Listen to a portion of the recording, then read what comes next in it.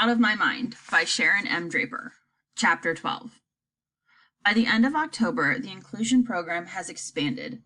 Maria and Jill have been added to art and gym classes, and Freddie and Willie go to science. Me, it's the first time I've ever gotten to change classes for different subjects in my life. Now, when the bell rings, instead of wondering what's happening out there in the halls, I'm out there too. It's awesome. I plow through the crowds in my electric chair like a power mower in thick grass. Sometimes kids wave or say, "What's up?" Every once in a while, someone will even walk with me to the next class. Cool. But inclusion doesn't mean I'm included in everything. I usually sit in the back of the room going crazy because I know the answers to things and can't tell anybody. "What's the definition of the word dignity?" one of my teachers asked a few days ago.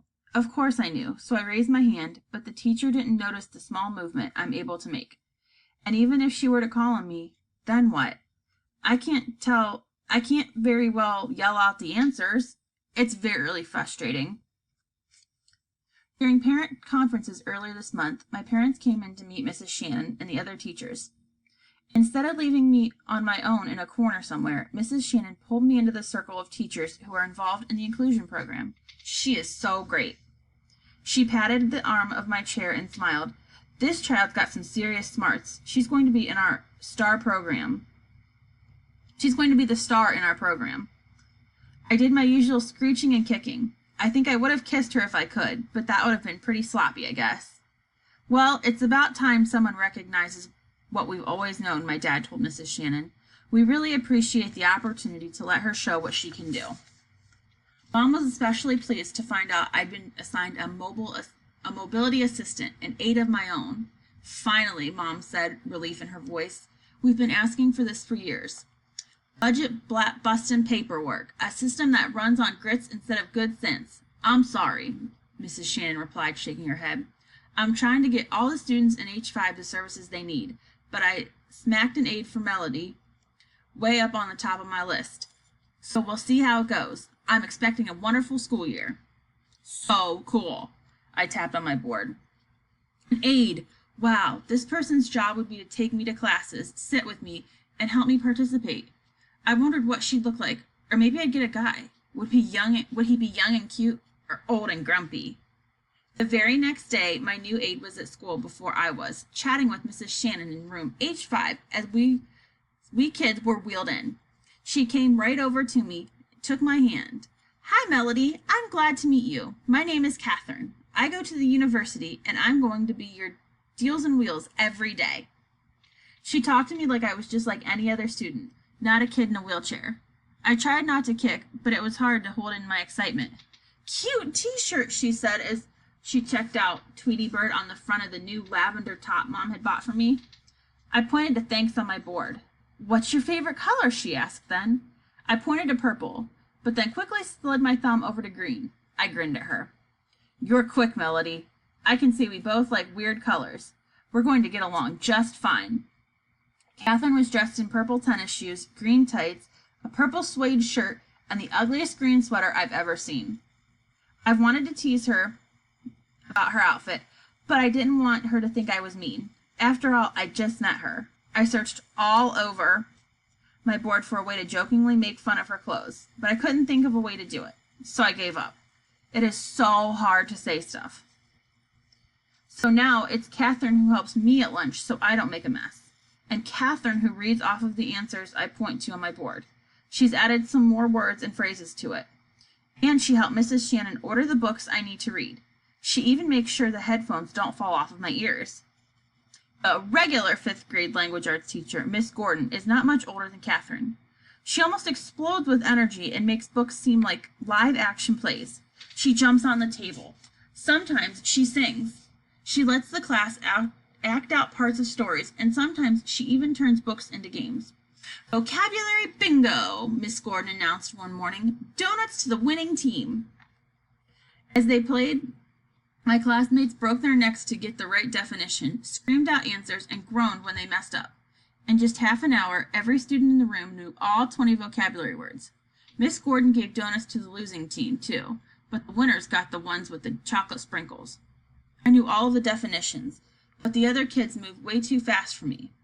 Chocolate would have made a mess on my clothes anyways. One unusually warm day this week, Miss Gordon brought in fans and spray bottles of water and let us eat popsicles in class. Orange ones, of course, in honor of Halloween, while she read poems about pumpkins and ghosts. Catherine held my popsicle for me with a paper towel under my chin. We didn't spill one drop. Miss Gordon does other cool things, too. Like when she decided the class would read the story of Anne Frank. She had the kids take turns squeezing into a small space she'd built under a table so they could understand how Anne might have felt. I couldn't do that, but I got the idea.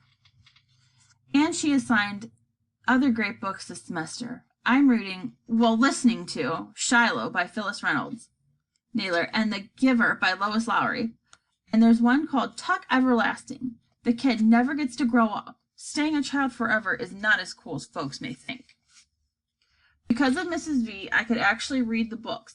The print is very small, and it's hard for my eyes to stay on the right line. And no one has figured out the best way for me to hold a book without it falling on the floor a million times. So I usually choose the audiobook instead of the written version. I even take tests now. Catherine reads me the questions, and I point to the answers on the sheets she places on my tray.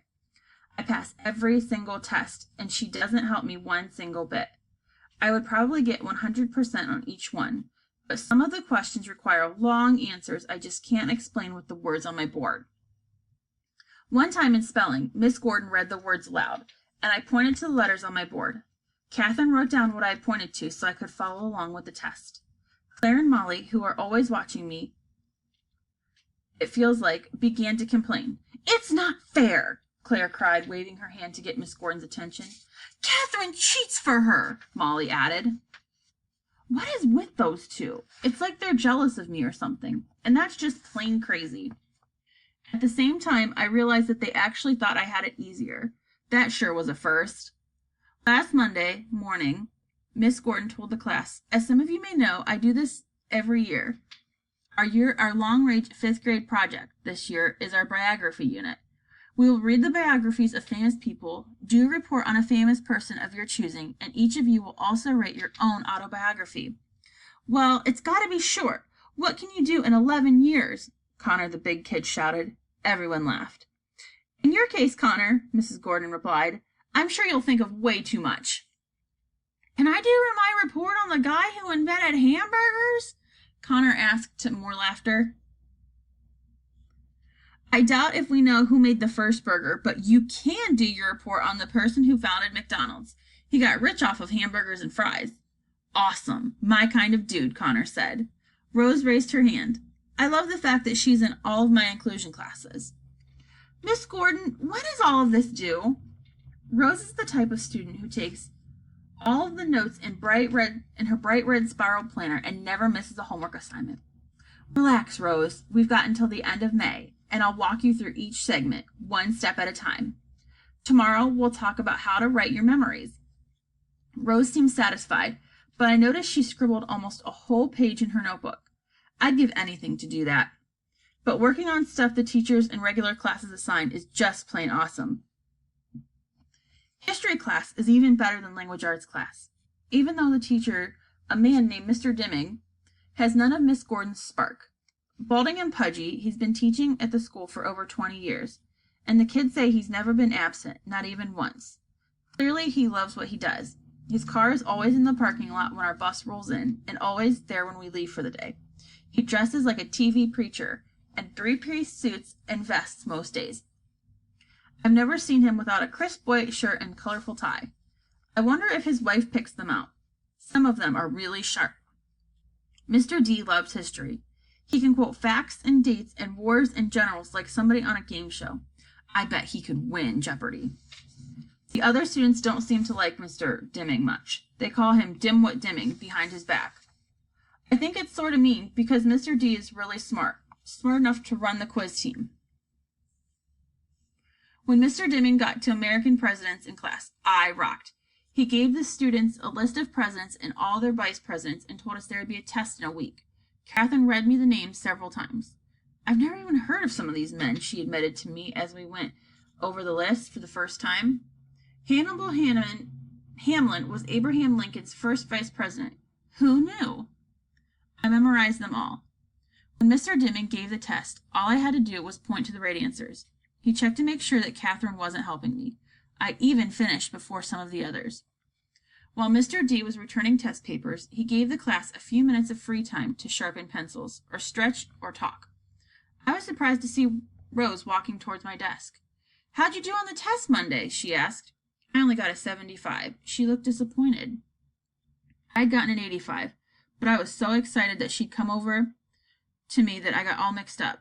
So I pointed to 5 and 8 on my board. She touched my arm, her eyes full of sympathy. "Don't worry," she said. "You'll do better next time."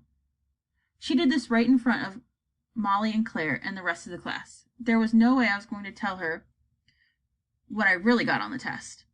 I tried to think of something to say so she'd stay longer. Pretty and shirt was all I could come up with using my lame board. I sure could use a word choice that said cool outfit, but somehow Mrs. V overlooked that one. But Rose beamed. "You look nice today, too." I really didn't. I had on a faded blue sweatshirt and matching sweatpants. Mom hardly got me anything else these days. But I hate sweatsuits. If I could choose, I'd wear blue jeans with sparkly decals, a blouse with decorated buttons, and a vest. But I had no way to tell Rose that, so I just pointed to "thank you." Incredibly, she touched my arm one more time, and then she went back to her seat and her friends. Then the bell rang. Class was over. I had to go back to H5. No more inclusion, no more Rose, and 4 more hours of school left. Even Catherine left. She had afternoon classes at the university and hurried to get there on time. Mrs. Shannon was out sick that day, so I sat quietly with Ashley and Maria and Carl and Willie while we watched The Lion King again. I've seen it a million times. I can quote it. And then the substitute teacher gave us a math lesson. Addition, again. When am I ever going to get to long division? I wondered what Rose was doing. It was a very long afternoon.